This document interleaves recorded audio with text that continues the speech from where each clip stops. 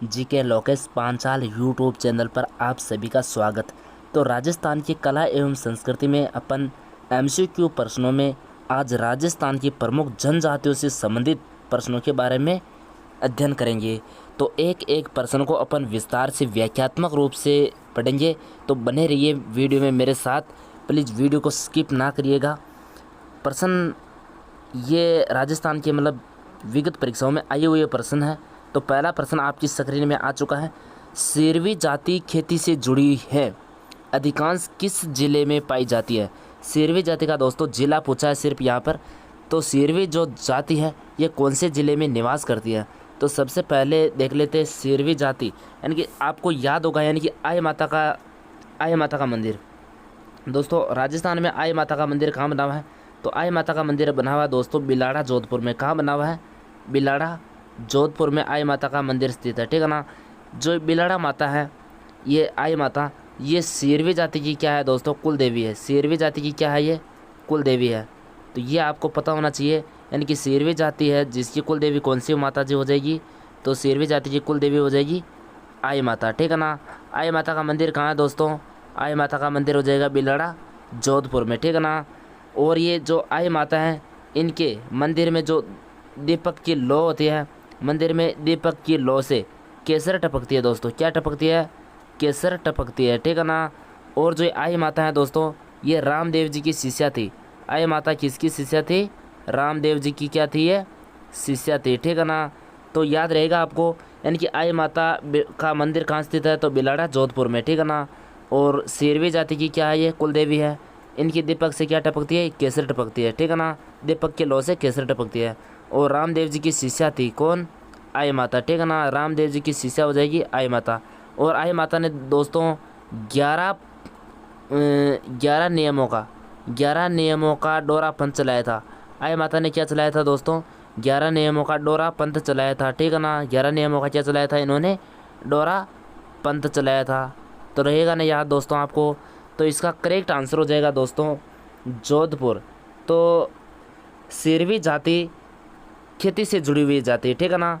और ये अधिकांश किस जिले में निवास करती है? जो जोधपुर में, क्योंकि जोधपुर में ही आई माता का मंदिर है, बिलाड़ा जोधपुर में, ठीक है ना।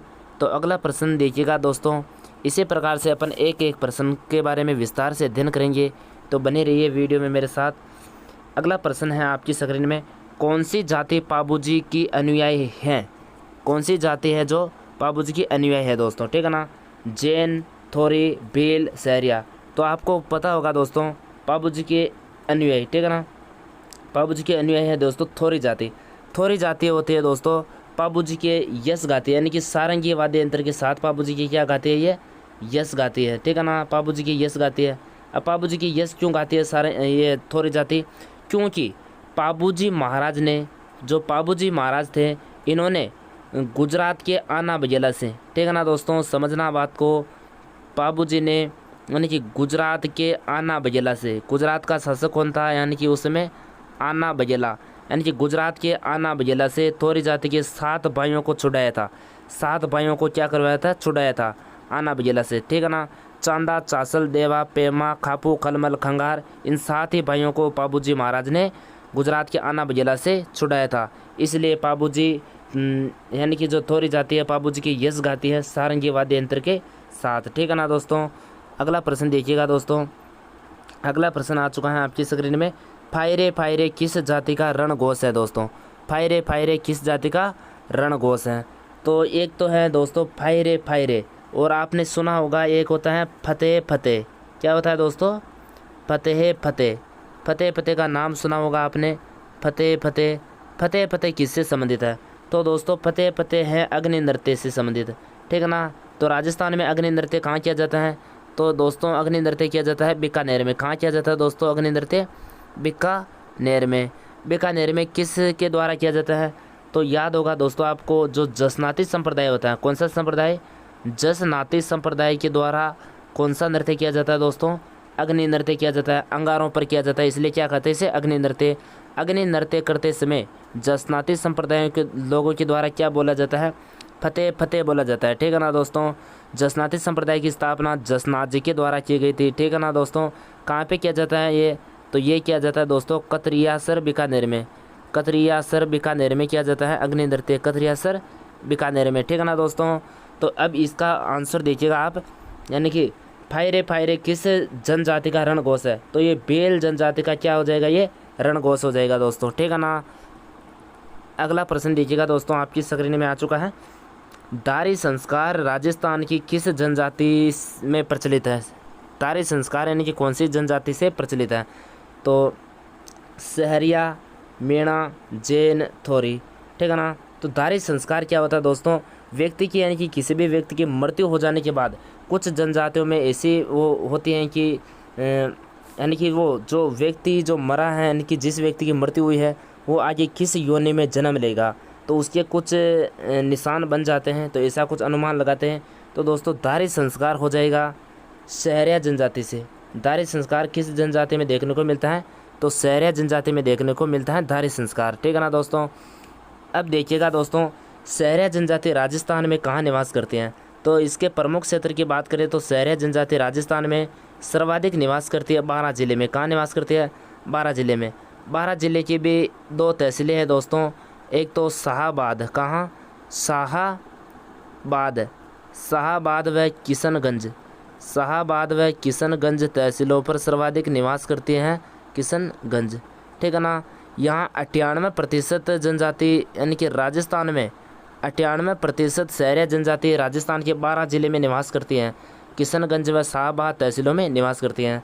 जो दोस्तों ये सहरिया जनजाति होती है ना, सहरिया जनजाति, इस सहरिया शब्द का उत्पत्ति यानी कि शहर शब्द से हुई है। शहर का अर्थ होता है जंगल, ठीक है ना। और जो सहरिया जनजाति में दोस्तों बस्ती होती है ना, इनकी बस्ती को क्या कहते हैं? ये बस्ती को कहते हैं दोस्तों सहराना। क्या कहते हैं? बस्ती को सहराना कहते हैं। बस्ती को क्या कहते हैं दोस्तों? सहराना, ठीक है ना। सहराना कहते हैं बस्ती को, सहराना। और सहरिया जनजाति की कुल देवी की बात कर लेते हैं अपन। सहरिया जनजाति की कुल देवी हो जाएगी दोस्तों कोड़ा देवी। कौन सी हो जाएगी? कोड़ा देवी इनकी क्या हो जाएगी? कुल देवी हो जाएगी दोस्तों, कुल देवी हो जाएगी इनकी कोड़ा देवी, ठीक है ना। और सहरिया जो जनजाति है ये अपना आदि पुरुष किसे मानती है? सहरिया जनजाति अपने आदि पुरुष मानती है दोस्तों वाल्मीकि को। किसको मानती है? आदि पुरुष वाल्मीकि को अपना क्या मानती है? ये आदि पुरुष मानती है दोस्तों, ठीक है ना। वाल्मीकि को क्या मानती है? आदि पुरुष, वाल्मीकि को, है ना। वाल्मीकि रामायण के रचयिता थे दोस्तों, तो वाल्मीकि को ये क्या मानती है? सहरिया जनजाति अपना आदि पुरुष मानती है, ठीक है ना। और देखिए इनमें तो जो ये तेजा जी को भी अपना आराध्य देवता मानती है। जो तेरा आराध्य देवता कौन हो जाएंगे इनके? तेजा जी, ठीक है ना। तेजा जी को ये सहरिया जनजाति क्या मानती है? तेजा जी इनके आराध्य देवता हो जाएंगे इनके तेजा जी। आदि पुरुष ये वाल्मीकि को मानते हैं। और इनकी कुल देवी हो जाएगी दोस्तों कोड़ा देवी, ठीक है ना। और बस्ती को क्या कहते हैं? शहरों में सहराना कहते हैं। और ये जनजाति राजस्थान में 12 जिले के शाहाबाद व किशनगंज तहसीलों में निवास करती हैं। और भी सहरिया जनजाति के बारे में अपन चर्चा करेंगे। तो अगले प्रश्न में देखिएगा आप, यानी कि राजस्थान का कौन सा प्रथम आदिवासी जिला है जिसमें पूर्ण साक्षर घोषित किया गया है? यानी कि यह लिखा हुआ दोस्तों साक्षम। तो यानी कि राजस्थान का पूर्ण साक्षर जिला कौन सा हो जाएगा? राजस्थान का यानी कि आदिवासी पूर्ण साक्षर जिला, तो इसका करेक्ट आंसर हो जाएगा दोस्तों डूंगरपुर जिला राजस्थान का प्रथम आदिवासी जिला है जो क्या है? पूर्ण रूप से साक्षर जिला है, ठीक है ना। साक्षर किसे कहते हैं? यानी कि जन्म से 7 वर्ष का कोई भी जो बच्चा होता है वो यानी कि किताब पढ़ने लग जाए, यानी कि उसको किताब लिखना पढ़ना आता है, वो साक्षर की श्रेणी में आता है, ठीक है ना दोस्तों। अगला प्रश्न देखिएगा दोस्तों, सहरिया जनजाति के मुखिया कहलाता है। यानी कि सहरिया जनजाति के बारे में अभी अपन बात कर रहे थे। यानी कि सहरिया जनजाति के जो मुखिया होता है उसे क्या कहते हैं? तो सहरिया जनजाति के मुखिया को कहते हैं दोस्तों कोतवाल। क्या कहते हैं? सहरिया जनजाति के मुखिया को कोतवाल कहते हैं, ठीक है ना दोस्तों। और बात करें सहरिया जनजाति में यानी कि दारी संस्कार देख लेता। और देखना ये राजस्थान की दोस्तों सहरिया जनजाति है ना, जो राजस्थान की यानी कि राजस्थान की एकमात्र क्या है? ये आदिम जनजाति है। राजस्थान की एकमात्र दोस्तों क्या हो जाएगी? ये आदिम जनजाति है, ठीक है ना। बिल्कुल पिछड़ी हुई जनजाति है ये। और राजस्थान सरकार इनको 100 दिन का अतिरिक्त रोजगार देती है। 100 दिन का इनको नरेगा में अतिरिक्त रोजगार देती है दोस्तों, ठीक है ना। अतिरिक्त रोजगार देती है। अभी राजस्थान सरकार ने इनकी नरेगा में 125 दिन है, ठीक है ना, तो 100 दिन का इनको एक अतिरिक्त रोज़गार दिया जाता है दोस्तों, राजस्थान सरकार द्वारा अतिरिक्त रोज़गार दिया जाता है। और सहरिया जनजाति की बात करें तो दोस्तों इसमें 3 प्रकार की पंचायतें होती है, यानी कि 3 प्रकार की क्या होती है, इनमें पंचायतें होती है। तो एक तो होती है पंचताई यानी कि 5 गांवों का समूह क्या कहलाता है, पंचताई कहलाता है। और दूसरी पंचायत होती है दोस्तों इसमें एक दसिया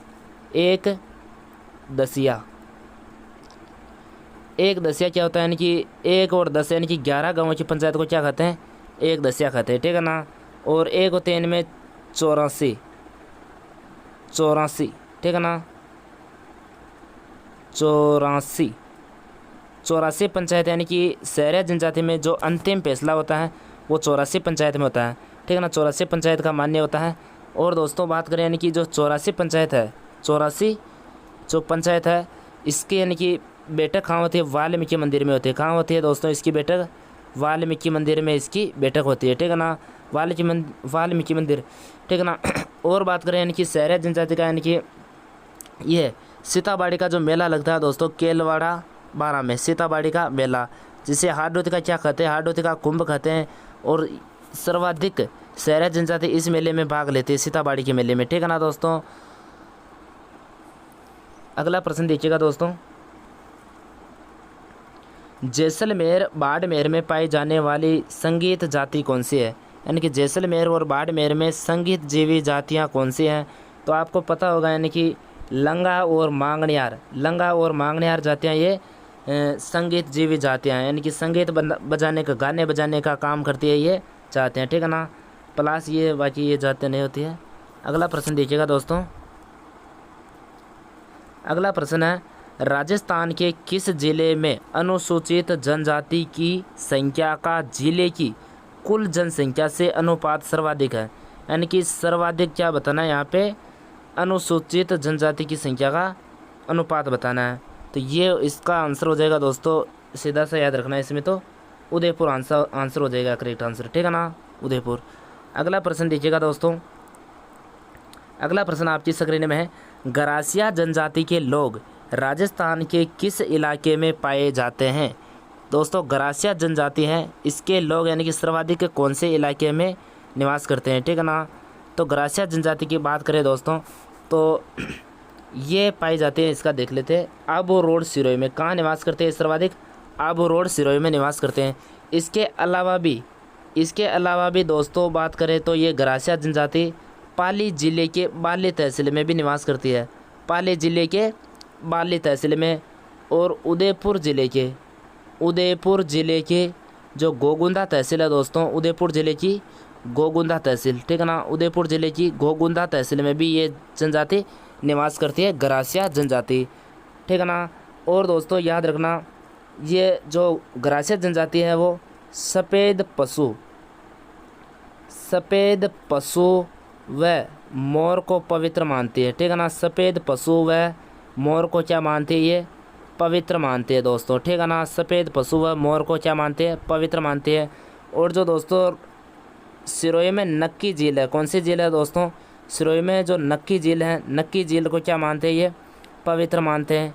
और अपने पूर्वजों की अस्थियों का विसर्जन भी कहाँ करते हैं दोस्तों, ये पूर्वजों की अस्थियों का विसर्जन करते हैं नक्की झील में, ठीक है ना, अस्थियों का विसर्जन कहाँ करते हैं, नक्की झील में करते हैं।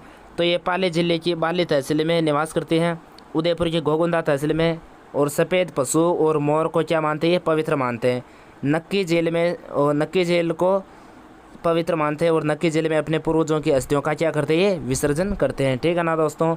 और भी देखेंगे इनके बारे में, इनकी गरासिया जनजाति आबू सिरोही में निवास करती हैं।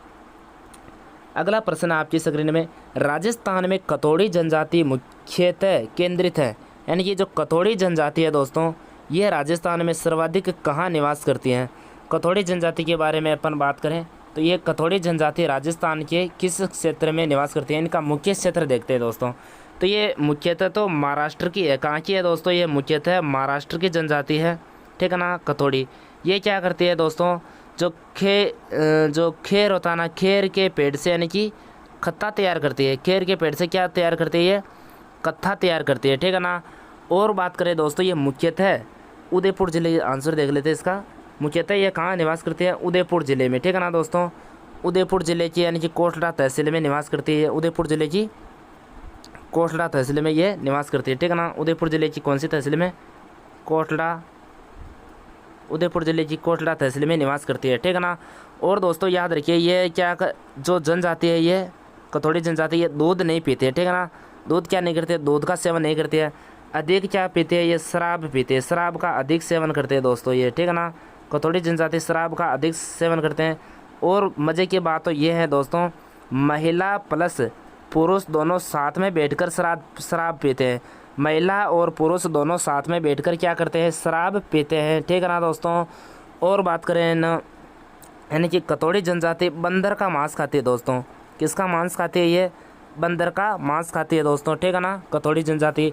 और इनमें जो कथोड़ी जनजाति की जो मुखिया होता है दोस्तों, कथोड़ी जनजाति का मुखिया, कथोड़ी जनजाति के मुखिया को क्या कहते हैं? तो कथोड़ी जनजाति के मुखिया को कहते हैं दोस्तों नायक। क्या कहते हैं? कथोड़ी जनजाति के मुखिया को नायक कहते हैं, ठीक है ना दोस्तों। क्या कहते हैं? नायक कहते हैं। और ये भारी माता, कंसारी माता इनकी कुल देवियाँ हैं, इनकी लोक देवियाँ इनकी भारी माता हो जाएगी एक तो, भारी माता और कंसारी माता, ठीक है ना, कंसारी माता। ये इनकी जो कथोड़ी जाति है, ये इनकी आराध्य देवियाँ हैं।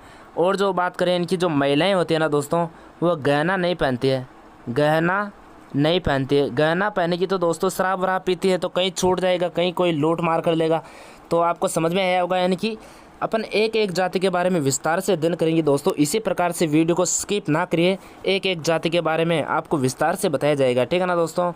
तो यानी कि महाराष्ट्र की, यानी कि जो ये कथोड़ी जाति है, ये मुख्यतः महाराष्ट्र की है। खेर के पेड़ से कत्ता तैयार करने का काम करती है। राजस्थान में उदयपुर ज़िले की कोटला तहसीलों में निवास करती है। यानी कि बचपन से ये क्या नहीं करते हैं? यानी कि माँ के दूध के अलावा फिर बाद में दूध नहीं पीते हैं। शराब अधिक पीते हैं। महिला पुरुष दोनों साथ में बैठकर शराब पीते हैं। और ये इनकी महिलाएं होती है जो गहना नहीं पहनती है, ठीक है ना। और ये बंदर का मांस खाते हैं। और मुखिया को क्या कहते हैं? इनको मुखिया को कहते हैं नायक, ठीक है ना। और बारी माता और कंसारी माता इनकी क्या है? देवियाँ हो जाएगी, ठीक है ना, आराध्य देवियाँ। तो अगला प्रश्न देखिएगा आपकी स्क्रीन में दोस्तों। बेलों के गांव के मुखिया को बेलों के गांव के मुखिया कहलाते हैं। यानी कि बेल जनजाति में जो गांव का मुखिया होता है उसे क्या कहते हैं दोस्तों? तो यानी कि पलास। पलास क्या होता है दोस्तों?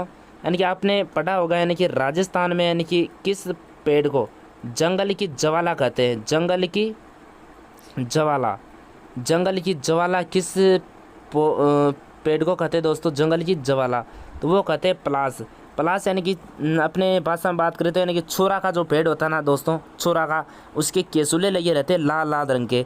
तो वो क्या देखने में ऐसे लगता है जैसे जंगल में कोई आग लग रही हो, ठीक है ना, पलास हो जाएगा।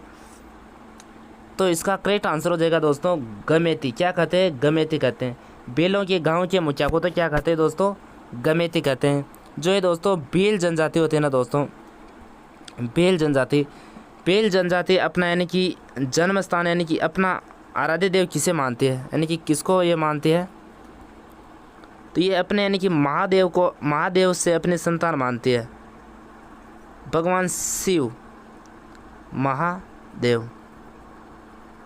यानी कि भगवान शिव से अपनी उत्पत्ति मानती है ये भील जनजाति दोस्तों, ठीक है ना। और बात करें यानी कि कर्नल जेम्स टोड ने भीलों को क्या कहा है दोस्तों? वन पुत्र कहा है। कर्नल जेम्स टोड था ना, उन्होंने भीलों को क्या कहा है दोस्तों? वन पुत्र कहा है। वनों में निवास करते हैं इसलिए क्या हो जाएंगे? वनों में वन पुत्र हो जाएंगे। और बात करें दोस्तों इनके बारे में, यानी कि जो ये भील जनजाति है दोस्तों, ये राजस्थान की सबसे प्राचीनतम जनजाति है। राजस्थान की सबसे प्राचीनतम जनजाति कौन सी हो जाएगी? तो राजस्थान की सबसे प्राचीनतम जनजाति हो जाएगी दोस्तों भील जनजाति, ठीक है ना। भील जनजाति सबसे प्राचीनतम जनजाति है। इनके मुखिया को क्या कहते हैं दोस्तों? गमेती कहते हैं, ठीक है ना। और इनके कुल देवता की बात करूँ मैं, यानी कि भील जनजाति के कुल देवता मानते हैं दोस्तों ये टोटम। टोटम इनके क्या हो जाएंगे?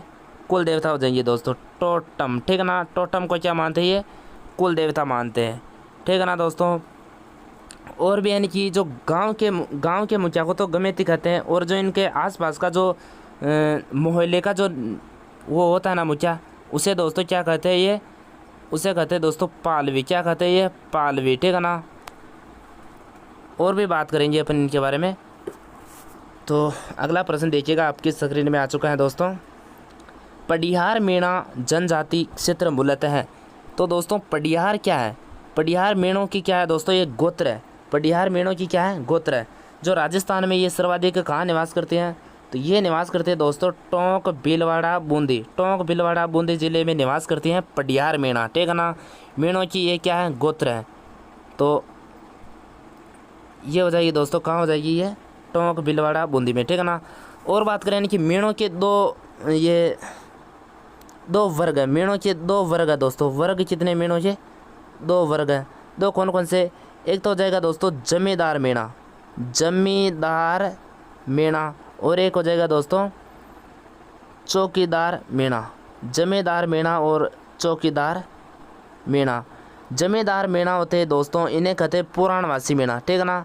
ये होंगे पुराणवासी मीणा। और जो चौकीदार होते हैं दोस्तों, ये नयावासी मीणा, ठीक है ना। नयावासी मीणा यूँ मान सकते हैं दोस्तों, इसे देख सकते हैं, यानी कि ये मीणों का क्या है? निम्न वर्ग है। जो निम्न वर्ग हो जाएगा ये जमींदार मीणा, और ये हो जाएगा इनका उच्च वर्ग, ठीक है ना। ये हो जाएगा इनका उच्च वर्ग। तो मीणा के कितने वर्ग हो गए? दो वर्ग हो गए, यानी कि जमींदार मीणा और चौकीदार मीणा। ये इन्हें नयावासी मीणा कहते हैं, ये इनका उच्च वर्ग है। और ये जमींदार मीणा इनकी पुराणवासी मीणा कहते हैं, और ये निम्न वर्ग है, ठीक है ना। और बात करें दोस्तों, और देखिएगा मीणों के बारे में देखना। ये जो जमींदार मीणा दोस्तों, जमींदार मीणा ये तो राजस्थान के यानी दक्षिणी राजस्थान में निवास करते हैं। कहाँ निवास करते हैं? दक्षिणी राजस्थान में, यानी कि उदयपुर, डूंगरपुर, बांसवाड़ा, भीलवाड़ा, उधर यानी कि दक्षिणी राजस्थान में निवास करते हैं ये। और जो चौकीदार मीणा दोस्तों, चौकीदार मीणा ये निवास करते हैं पूर्वी राजस्थान में। पूर्वी राजस्थान में यानी कि जयपुर, भरतपुर, दौसा, अलवर की तरफ ये निवास करते हैं। और बात करें यानी कि जो मीणा जनजाति है दोस्तों, मीणा जनजाति राजस्थान की सबसे शिक्षित जनजाति है दोस्तों। राजस्थान की सबसे क्या है? ये शिक्षित जनजाति है। और जनसंख्या की दृष्टि से राजस्थान में पहला स्थान किस जनजाति का है? तो मीणा जनजाति जनसंख्या की दृष्टि से पहला स्थान रखती है। और भेल जनजाति का दूसरा स्थान हो जाएगा, और ग्रासिया जनजाति का तीसरा स्थान हो जाएगा। ये दोस्तों जनसंख्या की दृष्टि से है, ठीक है ना। तो अगला प्रश्न देखिएगा दोस्तों, इसी प्रकार से अपन एक एक जनजाति के बारे में विस्तार से व्याख्या करेंगे, ठीक है ना। तो 13 नंबर का प्रश्न है दोस्तों आपकी स्क्रीन में। राजस्थान के किस भाग में विश्नोई समुदाय बहुतायत से पाया जाता है? तो दोस्तों राजस्थान में जो विश्नोई समुदाय है वो कहाँ पाया जाता है? विश्नोई संप्रदाय की आपने सुना होगा, यानी कि विश्नोई संप्रदाय की स्थापना 1485 में दोगधोरा नामक स्थान समराथल बीकानेर में जाम्बोजी के द्वारा की गई थी। विश्नोई संप्रदाय की स्थापना कौन करते हैं दोस्तों? जाम्बोजी महाराज करते हैं, ठीक है ना। जाम्बोजी के द्वारा विश्नोई संप्रदाय की स्थापना 1485 में की गई थी, दोगधोरा नामक स्थान बीकानेर में, ठीक है ना। और जाम्बोजी ने ही कितने यानी कि 29 यानी कि 20 + 9 विश्नोई संप्रदाय की स्थापना की थी। विश्नोई संप्रदाय की स्थापना की थी जाम्बोजी ने। और बात करें कहाँ पाई जाती है राजस्थान में, तो देखा जाए यानी कि राजस्थान में, यानी कि राजस्थान का जैसे मैं देखिएगा, यानी कि राजस्थान में यानी कि बीकानेर कहाँ है? तो यहाँ। तो आपको पता होगा ये तो उत्तर दिशा हो गई, और ये हो गई दक्षिण दिशा, ये हो गई पश्चिम दिशा। तो ये कौन सी दिशा में आ रहा है दोस्तों? बीकानेर। तो यानी कि उत्तर पश्चिम, यानी कि उत्तर पश्चिम दिशा। इनमें कई ऑप्शन है क्या? उत्तर पश्चिम में आपको ऑप्शन दिखाई दे रहा होगा, यानी कि इसका भी आंसर हो जाएगा उत्तर पश्चिमी भाग में पाई जाती हैं यानी कि विश्नोई समुदाय, ठीक है ना। अगला प्रश्न देखिएगा दोस्तों। अगला प्रश्न है बेलों के घर कहलाते हैं, यानी कि जो बेल जनजाति के दोस्तों घर होते हैं उन्हें क्या कहते हैं? बेल जनजाति के घरों को क्या कहते हैं दोस्तों? इनके घरों को कहते हैं दोस्तों टापरा। क्या कहते हैं दोस्तों? इनके घरों को टापरा कहते हैं, बेल जनजाति के घरों को, ठीक है ना। और दोस्तों बेल जनजाति स्थानांतरित कृषि करती है। कौन सी कृषि करती है दोस्तों? स्थानांतरित कृषि करती है, जिन्हें राजस्थान में क्या कहते हैं दोस्तों? वालराक के नाम से जानते हैं। राजस्थान में इस कृषि को किस नाम से जानते हैं? वालराक के नाम से। यानी कि स्थानांतरित का मतलब होता है दोस्तों, यानी कि 3-4 साल जैसे किसी स्थान को, किसी जंगल को जलाकर वहाँ कृषि करेंगे, फिर वहाँ कृषि की उपज खत्म होने के बाद उस जगह को छोड़कर किसी अन्य जगह पर जंगल में जाकर उस स्थान को जलाकर वहाँ कृषि करने लग जाएंगे। इस कृषि को राजस्थान में किस नाम से जानते हैं? वालरा के नाम से। वालरा भी यानी कि दो प्रकार से करते हैं यानी कि भील। एक तो होती है दजिया, एक तो होती है दोस्तों दजिया, ठीक है ना, दजिया। जो मैदानी क्षेत्रों में की जाने वाली कृषि को क्या कहते हैं दोस्तों? जो मैदानी क्षेत्रों में की जाती है ना उसे तो कहते हैं दोस्तों दजिया। और जो पहाड़ी क्षेत्रों में की जाने वाली कृषि को कहते हैं दोस्तों चिमाता। क्या कहते हैं? चिमाता। तो बैलों के द्वारा कृषि की जाने स्थानांतरित कृषि की जाती है और वालरा कहते हैं, जिसे क्या कहते हैं राजस्थान में वालरा कहते हैं। अब ये वालरा दो प्रकार की होती है, दजिया और चिमाता। यानी कि जो मैदानी क्षेत्रों में की जाने वाली कृषि को तो क्या कहते हैं? दजिया। और जो पहाड़ी क्षेत्रों में की जाने वाली कृषि को क्या कहते हैं? चिमाता कहते हैं दोस्तों, ठीक है ना। अगला प्रश्न देखिएगा दोस्तों, अगला प्रश्न आपकी स्क्रीन में, मंडा खंडों में किस जनजाति का बाहुल्य है? मंडा खंडों में किस जनजाति का बाहुल्य है? तो इसका करेक्ट आंसर हो जाएगा दोस्तों मेना जनजाति का बाहुल्य है मंडा खंडों में, ठीक है ना। तो अगला प्रश्न देखिएगा दोस्तों, अगला प्रश्न आपकी स्क्रीन में, बैलों के ग्राम को क्या कहते हैं? जो दोस्तों को बैल जनजाति के जो घर होते हैं, ग्राम, यानी कि इन्हें क्या कहते हैं? बैल जनजाति के घरों को क्या कहते हैं?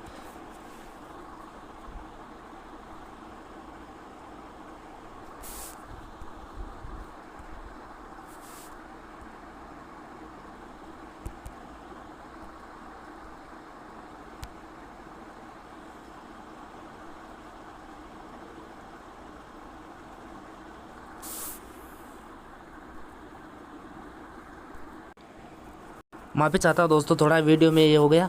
तो अगला प्रश्न दीजिएगा दोस्तों, अगला प्रश्न है आपकी स्क्रीन में, यानी कि बैलों के ग्राम को क्या कहते हैं? बैल जनजाति को ग्राम को यानी कि गांव को क्या कहते हैं? तो इनके गांव को कहते हैं दोस्तों टापरा। क्या कहते हैं दोस्तों? टापरा। और बैल जनजाति का जो मोहल्ला होता है ना दोस्तों,